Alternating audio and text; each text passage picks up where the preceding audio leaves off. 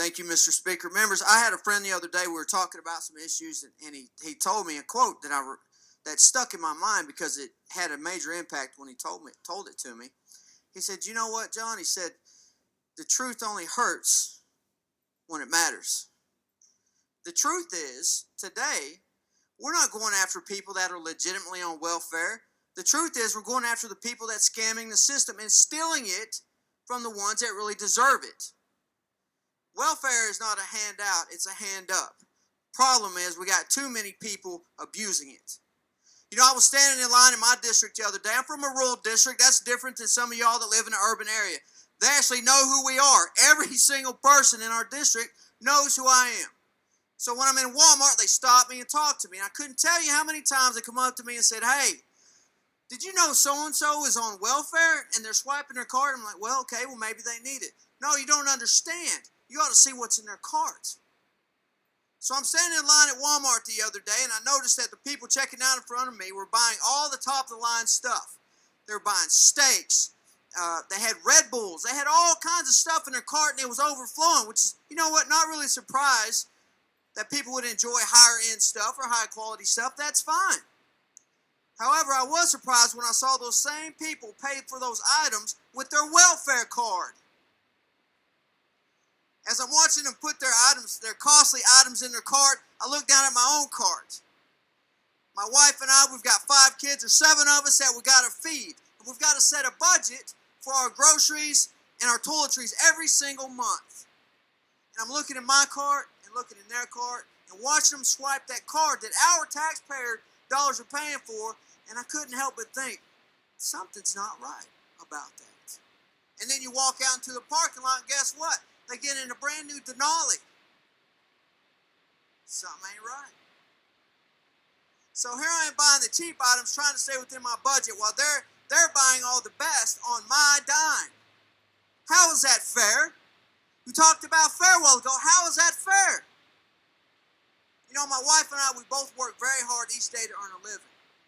We don't sit on welfare. We work for everything that we've got. We do our best to budget and save our money rather than spend what we don't have and go into debt.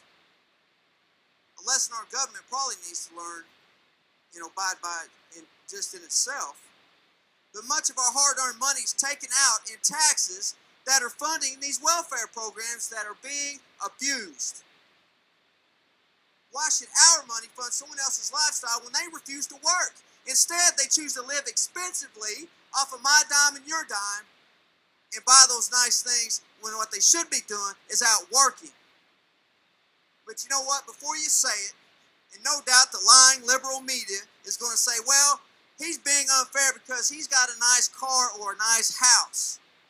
I mean, somehow, they're going to say that somehow I don't have a right to say anything about somebody that's on welfare or talk about people who are poor.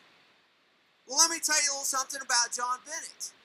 I grew up poor, dirt poor. We were so poor we couldn't even pay attention, we were so poor. I grew up on an old dirt farm in a little bitty farming town in eastern Oklahoma. When most kids were out enjoying their summers at the lake, or their parents were taking them on nice vacations, I was out in an old field turning up dirt, growing crops, and feeding cattle. And I did all that just to earn a little money to buy 2 pairs of pants to wear to school the following year. So to sit there and say, well, you don't know what you're talking about because you've never been there. Well, guess what? I have.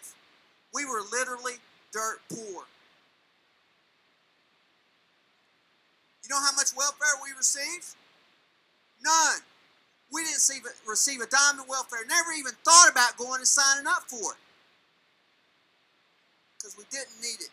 Because we knew what hard work and saving our money did. Not going out and abusing it. We made it just fine. And you know what? In the process of all that, we learned that with the opportunities that we are provided here in the great United States of America, hard work and doing the right thing, the fruits of that will provide for a better life.